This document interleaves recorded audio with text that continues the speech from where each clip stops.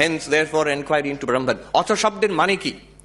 সাধন চতুষ্টয় সম্পন্ন প্রমাতাধিকারী, সাধন চতুষ্টয় প্রাপ্ত হয়ে বিবেক বৈরাগ্য সমদমাদি ষট সম্পত্তি মুমুক্ষুত্ব লাভ করে তারপরে ব্রহ্ম জিজ্ঞাসা আরম্ভ হয়।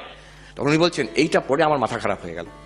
আমি ভাবলাম আমার তো কোনো যোগ্যতা নেই, তাহলে এই জীবনে কি আমি ব্রহ্মজ্ঞান লাভ করতে পারবো না, ভগবান লাভ করতে পারবো না? বলে উনি বলছেন, আমি ঘর ছেড়ে বেরিয়ে পড়লাম। আমি পাগলের মতন হাঁটতাম, হাঁটতে হাঁটতে হিমালয়ের দিকে চললেন।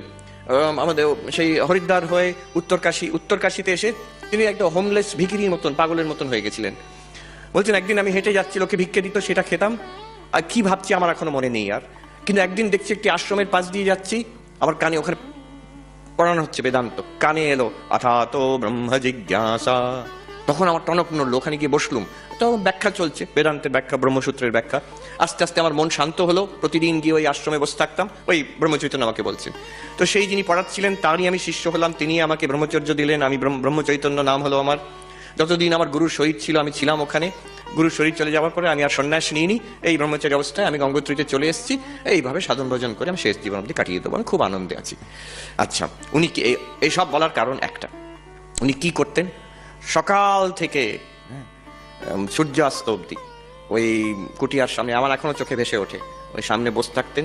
ওই ধপধপে সাদা দাড়ি, সাদা ড্রেস, আর এই কাঠের একটা বেঞ্চ, সেখানে যোগ বাশিষ্ঠ ওনার কাছে অরিজিনাল সংস্কৃততে ছিল, সেইটার থেকে ইংরাজিতে ট্রান্সলেট করতেন নোটবুকে বসে বসে।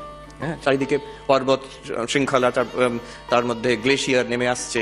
তখন তো সামার টাইম, বরফ নেই ওখানে গঙ্গোত্রীতে।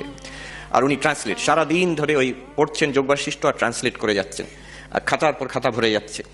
তিনি ওটা কি হবে আমি শুনেছিলাম, উনি এটা প্রথমবার করছেন না, যে উনি এটা আগেও করেছেন, পুরো যোগ বাশিষ্ঠ ট্রান্সলেট করেছেন। হয়ে যাওয়ার পরে ওই সব খাতাগুলোকে নিয়ে গঙ্গায় ফেলে দিতেন, আবার প্রথম থেকে আরম্ভ করতেন। তার কারণ পাবলিকেশন করার নয়, ওনার মনটা ওইখানে রাখা। তো ওইটুকু বলে, আচ্ছা আরেকটা কথাও বলে দিই ওনার বিষয়, ভালো